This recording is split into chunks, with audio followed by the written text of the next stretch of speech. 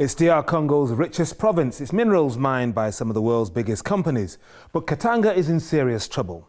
Militants are fighting to secede from the rest of the country, and over 400,000 people have been forced from their homes. So how can Congo avert what the UN's calling a humanitarian catastrophe?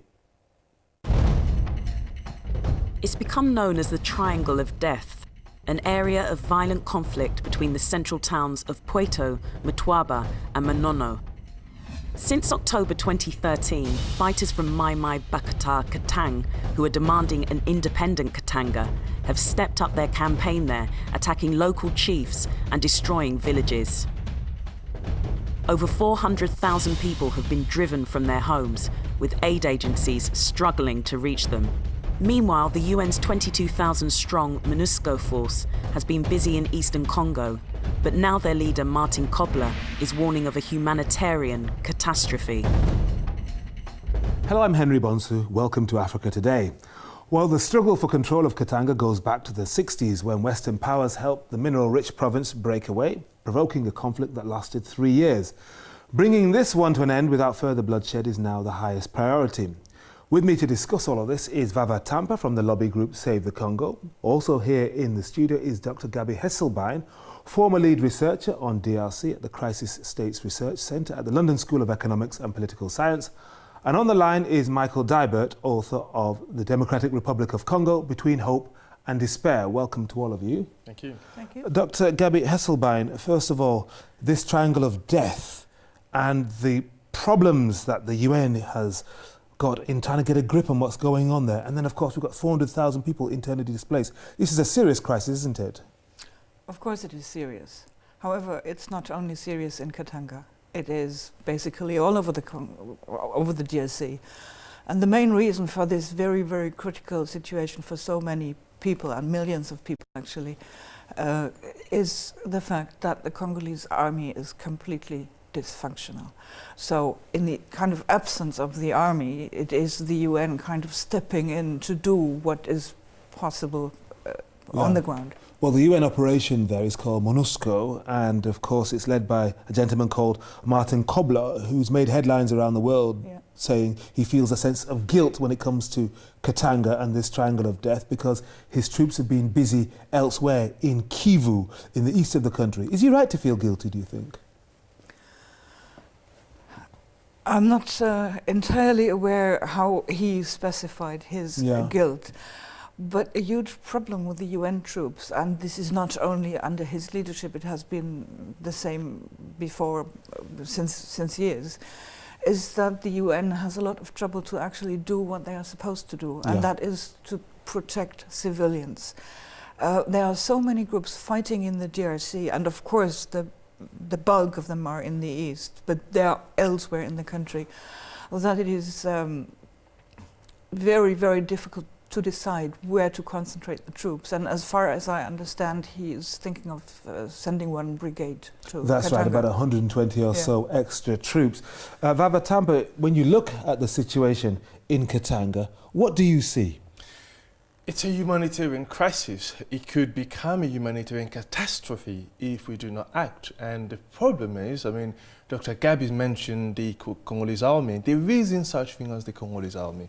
What we call the Congolese army, it's essentially an assemblage of different militia groups brought together under different peace deals. But even that is simply a symptom.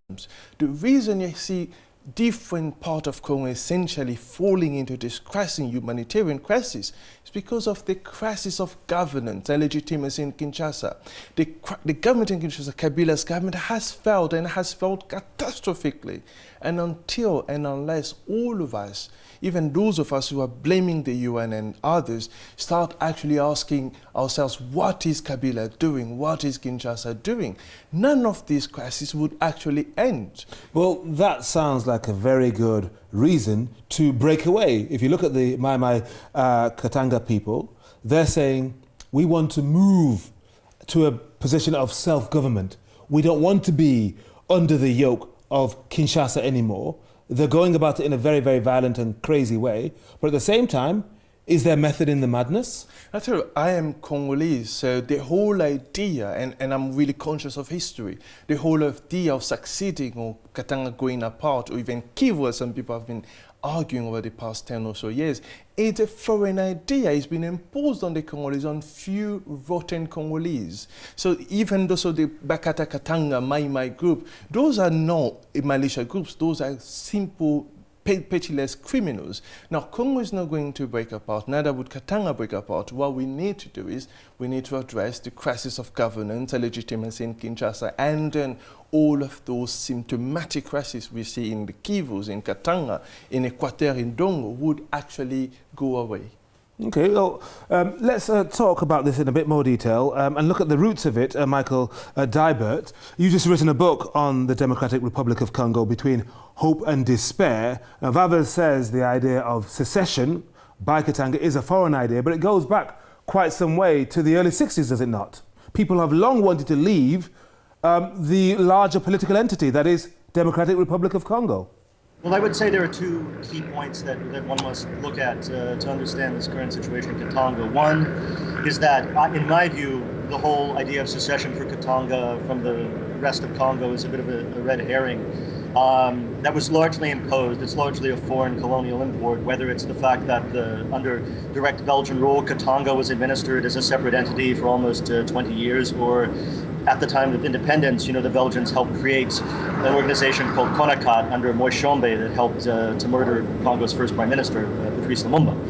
And also this breakdown of law and order that we're having in Katanga now, it has its roots in the Great Congo Wars of the 1990s, specifically in the late 1990s, the government in Kinshasa at the time, which was Laurent Kabila, the father of the current president, Joseph Kabila, helped form militias all over Katanga to kind of combat the Rwandan proxy armies that were fighting there. There were militias called Moyo Watuma, which is Hearts of Steel, was one. And a lot of these militias came out of kind of Luba supremacist organizations such as Uferi or later UNAFEC, and some of them were connected to a guy called John Numbi. Now, John Numbi was former head of the Police Nationale Congolaise who was ousted because of his alleged involvement in the murder of a human rights leader in Congo a couple of years ago. And there has been some suggestion that he may be connected to Bakata Katanga because he has fallen out with his former patron, President Kabila. And in fact, a few days ago, in a pastoral letter, the Catholic Church in Katanga said that there was a black hand behind the violence there, that it was not spontaneous, which to many observers, I think, seemed certainly like it was a reference to Mr. Numbi, perhaps. Well, when we look at the crisis there, the 400,000 people who are now internally displaced, of course, the priority is to look after them. Both the UN and, of course, the NGOs have to look after those people. But what about the political response to this, both from Joseph Kabila, the current president, and then the external actors like the UN, like the European Union, like the multinationals who've got a great interest in what happens in Katanga? Well, I think the great problem is the United Nations mission in Congo and the international community in general has fallen into a trap where they are legitimizing a non-legitimate, non-functional government, which is the Kabila government, which I would say most Congolese would tell you was not a legitimately elected government and is not a government that represents the will of the people. And especially in some, peacekeeping operations in the east of Congo in recent years, you had seen the UN act as a junior partner in operations that have come at a terrible civilian cost. And I think, certainly some of your other two guests, I'm sure, could also address that as well. I think the UN mission is not viewed as a neutral actor in Congo, unfortunately. Let me bring this back to you, Dr. Hesselbien. If the UN isn't a legitimate authority, and of course, if the government in Kinshasa isn't seen as legitimate, then what hope is there for the people of Katanga, both to have self-determination of a sort, and at the same time be safe from armed groups? Because, of course, those armed groups, who knows what they would do if they got their hands on the levers of power? I'm awfully sorry, but I do not see a solution unless the Congolese state get itself back together. Mm-hmm. So the UN is there kind of on the invitation of the Kabila government. Yes, I do agree that many Congolese people don't see the government as legitimate or legal, but on the other hand, International observers, many of them said it's okay or good enough to be legal. The point, however, is if the elite inside the DRC itself cannot get their act together and rebuild the state, which includes an army, which includes an economy, which includes addressing a number of severe problems, not only to IDPs, but to very ordinary Congolese. What about addressing... I don't really know on what to place my hope. But what about addressing the legitimate concerns of the people of Katanga? This is the richest province, and everyone's talked for years about how much cobalt comes out of there, how much copper, the second largest copper exporter in Africa. And at the same time, they say, look at our roads, look at our infrastructure, look at our schools, we have insecurity. And yet, all of this wealth is flowing out of the country. Well, maybe it would be useful to talk about potential wealth. Yeah. Because Congo is dirt poor, even in Katanga, it is dirt poor. When you think of how the mineral industry looked like in the 1960s, 1970s, that was processing, that was state of the art, that was actually with paid workers, etc. Now it's artisanal. A lot of what is happening on behalf of foreign companies. Yeah. And Katanga itself is not just rich. You have kind of divided Katanga into a potentially rich part and another part where potential basically lies in agriculture, but not in mining. So as long as you don't get structures, state structures back, because that's the reason of the state, to protect its people and to get things moving and make sure they are not in the desperate situation they are now. What about the relationship then between the province, between governors of provinces and the capital and Kinshasa? Can that relationship be reformed? So that, for example, like in Nigeria, you have a federal system. In the United States, in Germany, you also have a federal system where power and regional authority is much closer to the ground. Well, all of that can be put into place, indeed. But the problem is, I mean, again, it goes back to the same original point I was trying to make earlier, which is the crisis of governance and legitimacy in Kinshasa, which is essentially what Michael has mentioned and what Dr. Gabi has now alluded to. And that is central to resolving this crisis. Until we resolve that crisis, nothing is going to go forward. Now, do you think some of the multinational companies have a part to play in this? Just as people pointed the finger at multinationals in the crisis in Nigeria, in the Delta in the 1990s, the execution of Ken Saro-Wiwa, people pointed the finger at Shell. Should people be pointing the finger at some of the big mining companies working in Katanga right now? No, they are indeed mining companies who have, you know, blood in their hands. Indeed, they have been supporting. Blood in their hands? Indeed, they in have what been way? supporting, in a way of supporting militia groups directly and indirectly, or sort of align themselves with, you know, the government in Kinshasa or few, you know, special people in Katanga. They are those mining companies, not just in Katanga, but also in Kivu. And there's evidence of this, is there? Of course, the UN, I mean, one of the greatest things Kofi Annan has done for Congo was to establish a group of experts. From 2001 to present day, they have been reporting on the sort of the role of, you know, natural resources in prolonging the wars in Congo. And they are names of British, Belgian, American, Australian, Canadian mining companies implicated in this crisis. But this goes, I mean, there is a bigger issue here, and that issue is, I mean, not many people across the world wants to see a unified, strong Congo. Congo is, as has been alluded, blessed in terms of natural potential. It's a geopolitical, you know, position in Central Africa, and all of that, it makes many people uncomfortable across the world. So the idea has always been, from 1960, as you mentioned, has always been to kind of force Congo to break apart, force Katanga to go apart, force the Kasai to go apart, force the Kivus to go apart, as a way of simply sort of, because people understand that if Congo rises up, then there is a chance that the entire African continent would also rise up, as a way of keeping that continent on its knees. That's a very interesting Nkrumahist point you're making there. Essentially to keep Congo on its knee. Michael, do hold that thought, because I'd like to take that up with you in a moment or two. But in the meantime, lots of our viewers have been leaving comments on our Facebook page this week, so let's take a look at a few, and we'll start off with this one. And this first one comes from Kulumani Nkudzo Mlambo. Kulumani says, the most reasonable thing is to give and take, not to behave like the typical African leaders who do not yield to any demands despite the fact that they are legitimate. Give and take and save the country from further turmoil. If the country splits, who knows where it's going to end? All African countries have more or less the same problems, so splitting is not the solution.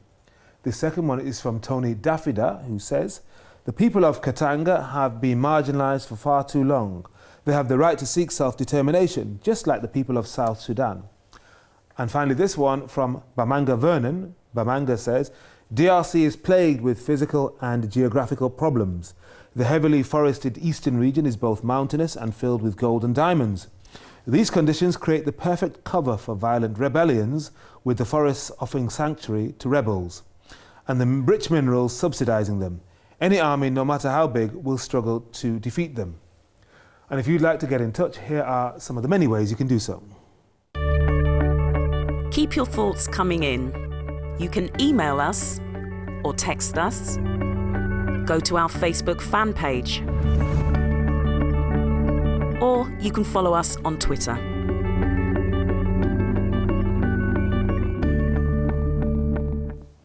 Let's pick up on one or two of those points. And first of all, actually, Vava's point about people around the world getting very nervous about a united DR Congo, wanting to see it split up, wanting it to remain weak. Michael Deibert, do you agree with that? I think the weakness and the division within Congo has been great for some international companies, and I would encourage people, viewers, to research the activities of groups like Anvil Mining from Australia, Anglo Gold Ashanti from South Africa, First Quantum in DRC, because they have been complicated, to say the least. What do you mean? What would they find if they did more of that work? Well, I mean, I would say that looking at the activities of a lot of those companies in Congo, you would find, links to militias and links to the FARDC, the Congolese army, committing behaviors that I think most investors would find quite troubling. And the other thing I would say that's very important is to go back to the issue of governance, which I think is what it all comes down to, the lack of a kind of credible central authority in DRC. I mean, yesterday, Vital Kamerhe, who's one of the main opposition leaders of Congo, helped in a kind of another political life, helped Joseph Kabila form the PPRD, which is the presidential party, and then became an oppositionist. Tried to hold a rally in Bukavu in South Kivu, and the rally was met with bullets by security forces, and at least 20 people were injured. Now, that to me does not sound like a democracy, and that is the system that the international community, including the UN, including the United States, including Great Britain, and including these companies, are legitimizing. And I think that's quite problematic. Thank you very much for that, Michael. The big question, Dr. Hesselbien, is where is the hope to come from, to borrow the title of Michael's book. If you are a person hiding in some poor part of Katanga, desperate for help, desperate for some kind of assistance from aid agencies, which may not be coming, what on earth are the prospects? They're pretty dim, actually. Mm-hmm. If the brigade of the UN or some NGOs are not able to reach them, I don't see any other actor within the DRC who would actually address it, because the state doesn't do it, doesn't seem to want to do it. They don't have the faintest plan of what to do with the country. They don't have the organizational means. They do not collect the tax. They do not enforce any rules in order to do that. So as an individual... Why have we got so much support from the United Nations? Is it purely because the country has lost so many, 5.4 million people over the past 15 or so years? So the UN has to get involved only to a certain point, and at the same time the government is being propped up. That's true. So what can you do as an individual? They do what they have been doing for so many years. And they do everywhere in Congo. They form social networks, sometimes of churches, sometimes of ethnicities, sometimes of families, to help each other, because there is nobody else to help. Vava, Tampa, there is nobody else to help. Also, let me just speak on the last point. Congo, if you go back in the 19th century, Congo was created or put together as a free state. And what that meant was that everyone in the world, in the Western world, would be free to trade and to loot and to mine as they wish and as at their will. That was the idea when Congo was created at the Berlin Conference. And that concept, that idea actually never came into being. You know, Leopold II of Belgium was clever enough to dodge the Westerns and made Congo his own private property. And only today, presently, you know, over 100 years later, that idea of a free Congo has actually been realized. Virtually everyone. And now, which is even incredibly, you know, amazing to watch, is not simply that only Western power are sort of, you know, mining and looting as they wish, but also that has been opened to other African leaders. Well, indeed, it's been liberalized. Yes. So Congo is free. So you're talking about Rwanda, everyone, Uganda, so many countries, Zambia. Everyone can essentially comes in and do, and that's the reason why Kabila continued to be supported by the United Kingdom, by the United States, and so forth. Terrible, terrible history, not just over the last 50 years, going back over 100 years. Why are you convinced that it is worth saving in its current geographical state? Now, Congo is worth saving for many reasons, and I'll give you two reasons. One of the first reasons is for the African Renaissance. Without Congo, there could never be. And they could never. Why do you say that? Well, first of all, I can see why people might say about Nigeria, 170 million. No, let me put it into context. Yeah. Now, Congo sits right at the heart of Africa, the only country that touches both north, the east, the west, and the south, with the potential to light up the whole Africa, potential to feed the entire continent. What that means is prosperity in southern Africa cannot be connected to prosperity in northern Africa if Congo is not functioning.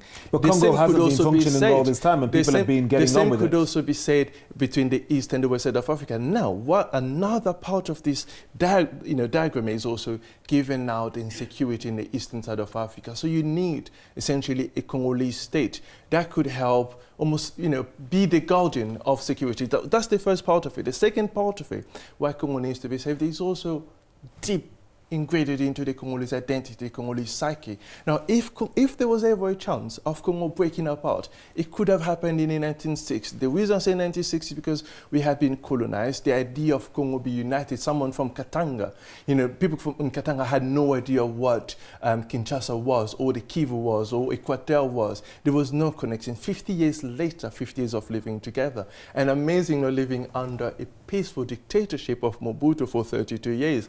And the culture and the creativity and energy of Congolese music has essentially bounded us together. So, all right, so you see hope. Let's see if Michael Deibert sees hope. I mean, your book talks about despair and hope. Do you see any?